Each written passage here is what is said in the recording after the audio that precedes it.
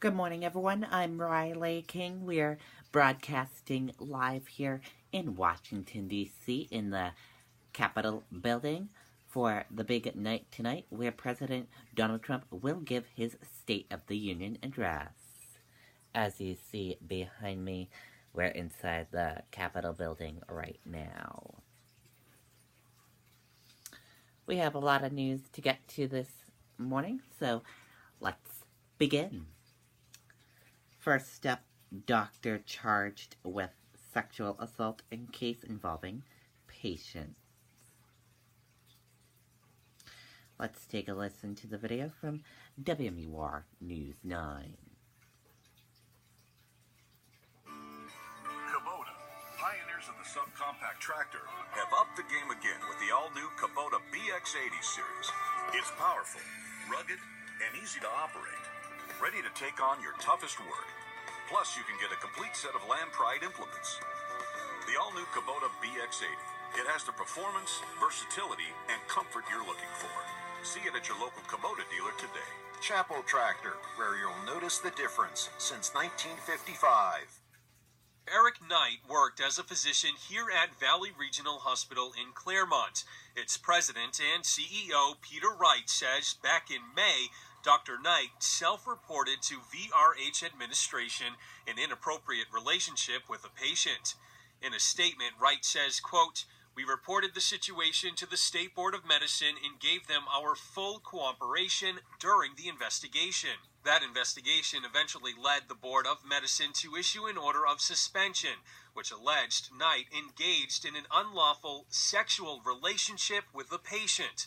Knight voluntarily gave up his license to practice.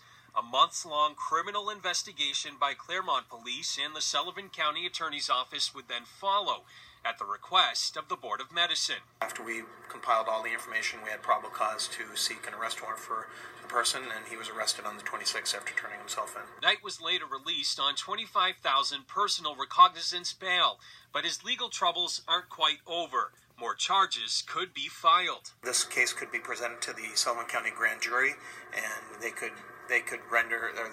return additional charges if they felt the investigation and the facts support that. Chief Chase says his department is now reaching out to the public to see if there may be anyone else out there involved in this case. If anybody from the public has any information about this or any other case that is related to this, to please let us know. And Dr. Knight is expected to appear in district court on February 12th. Reporting from Claremont, I'm Tim Callery, WMUR News 9. Okay, and there you go on that video and that report.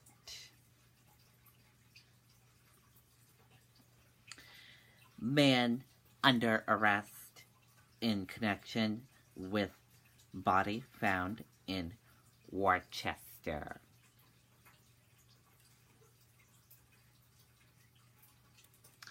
Let's take a listen to the video from WCVB Boston. About the future. It can be upsetting trying to grasp the reality of the situation. Having Crohn's made me realize that we're going to experience conflict and discomfort. I mean, I walked out of my brother's wedding to an outhouse. There are going to be ups and downs, but at the end of the day, if you ever think, why me, just know that you're not alone. It helps a lot just to hear from somebody who's been there. See videos of other Crohn's patients who've been there at realcrohnstalk.com. Breaking tonight, a deadly mystery inside a Worcester home. A body is found, and a man is facing charges. News Center 5's Jorge Quiroga is in Worcester with plenty of questions tonight. Jorge. Well, Ben, a neighbor who lives across the street but did not want to go on camera tells us he has seen a lot of police activity in and out of this house here for a couple of weeks. Tonight, we apparently know why. And just about a half an hour ago, what appears to be a body was taken in a stretcher from this house at number 4 Valley Hill Drive in a well-to-do neighborhood of Worcester. Police confirming the body found here is that of a male. No age given and no positive ID yet made. The medical examiner, who has since left, will eventually determine the cause of death. In the meantime, a 32-year-old resident here, his name is Xavier Broughton, has been placed under arrest. Tonight, Broughton is charged with disinterment of a human body. Strictly speaking, that would mean police are alleging the man's corpse was taken out of a grave or tomb someplace. No details about where that body could possibly come from have been offered, or a possible motive for this macabre crime. A 32-year-old man is listed at this address along with a 53-year-old couple, all with the same last name as the suspect. Xavier Broughton is also charged with misleading a police investigation. Now, there's been a lot of speculation on social media, and you can see a poster there that the body found here is that of a missing 27-year-old man who has been missing since the beginning of the month. Police are not confirming if the scene here has anything to do with that missing person case. Live in Worcester, Jorge Quiroga, WCVB News 5. Okay, and there you go on that video and that report.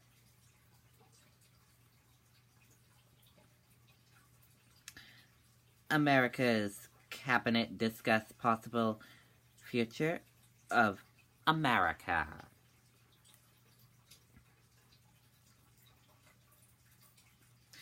Let's take a listen to the video from WMTW News 8 Maine.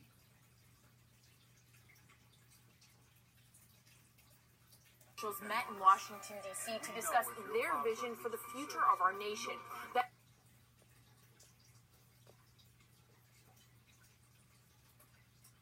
That's right, Megan. Today... Give me 1 minute, everyone. We will have that video up and going in a minute. Technical difficulties with the player.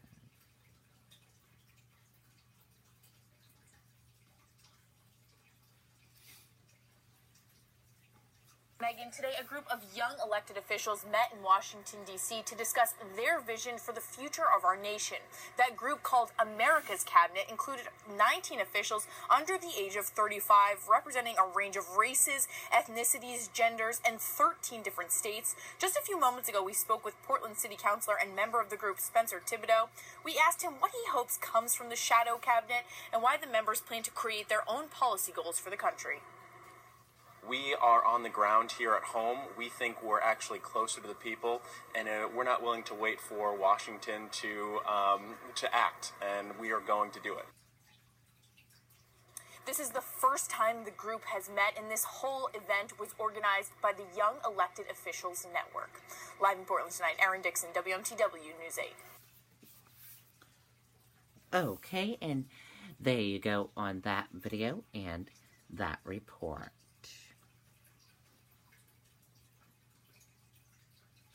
Why Apple sells just 2.5% of Indian smartphones.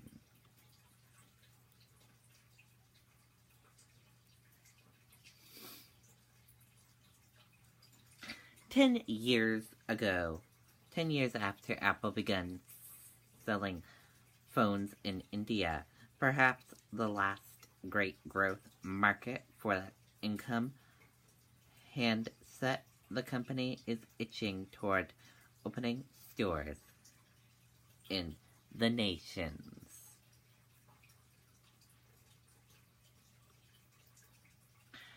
Government filibust State of the Union tickets with major typo.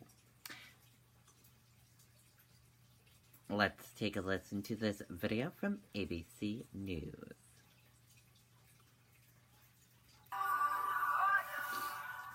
Hey, what are you guys doing here? We've been helping you prepare and invest for retirement since day one. Why would we leave now? Because I'm retired now. So, we're Voya. We stay with you to and through retirement. With solutions to help provide income throughout. So you'll still be here to help me make smart choices. Well, with your finances, that is. We had nothing to do with that, tie. Or the suit. Or the shirt. Voya, helping you to and through retirement. We are going to get the latest from President Trump right now. He's preparing to give his first State of the Union address, and he's weighed in on a broad range of issues in a new interview. Chief White House correspondent John Carl has the story. Good morning, John. Good morning, George. White House officials say the president's State of the Union address will be optimistic and inclusive. But in that new interview, he is saying that his first year was disruptive by design. depending on who you talk to, you're either delivering on a lot of your promises, beginning to make America great, or you're a raging, tweeting wrecking ball who's destroying the country and terrifying the entire planet. Yeah. How do you plead? Well, I plead not guilty. What happened? To all of it? Well, I The think, second bit. no, I think I shake things up. It had to be shaken up. It was the ultimate friendly interview. The president sitting down with former Celebrity Apprentice winner Piers Morgan, who had an unusual way of asking about the women who have protested President Trump in record numbers. Are you a feminist? No, I wouldn't say I'm a feminist. I mean, I think that would be maybe going too far. I'm for women, I'm for men, I'm for everyone. The president revealed a bit about his tweeting habits. Are you actually lying in bed with your phone, working out how to wind everybody up? Well, perhaps sometimes in bed, and perhaps sometimes at breakfast or lunch or whatever. The White House says the State of the Union address tomorrow night will show a president who cares about all Americans. But his critics aren't buying it.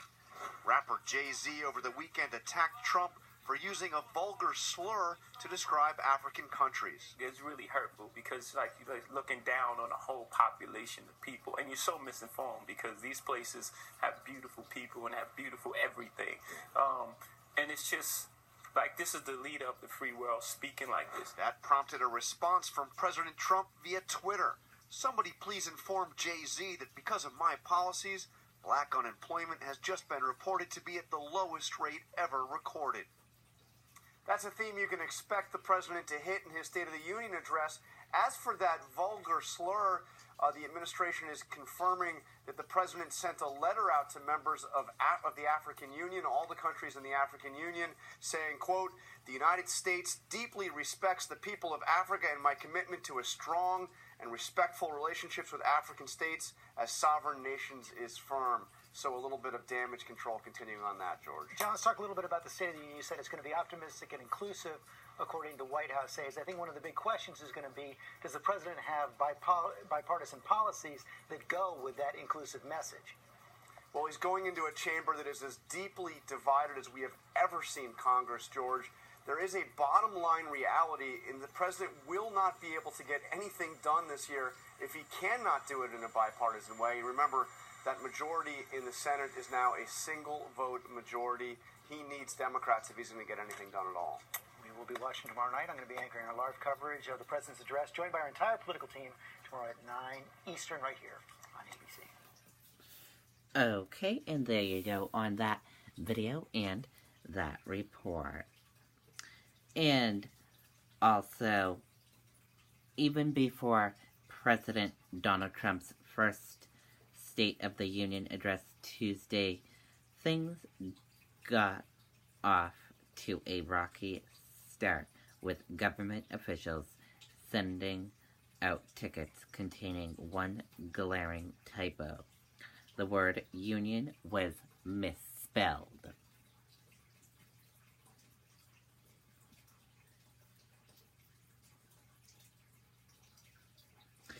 And now let's take a look at the weather here in Washington, D.C. Your weather right now in Washington, D.C. is 34 degrees and mostly clear. And for today, it will be cloudy, 41 degrees. And the weather in New Hampshire right now is 25 degrees, overcast, and today will be cloudy skies, a few flurries or snow showers possible early, highs in the lower 30s. And for tonight is partly cloudy skies, low near 10 degrees. That's the weather in New Hampshire, and that does it for your morning news and weather right here on the Riley King Network. I'm broadcasting live here in Washington, D.C. in the state capital for the big night tonight of the State of the Union address. We'll bring that coverage for you right here on the Riley King Network tonight, starting around 9 p.m. Have a great rest of your day, everyone. I'll see you back here later on today with another newscast, and I'll have a news report very soon. Goodbye, everyone.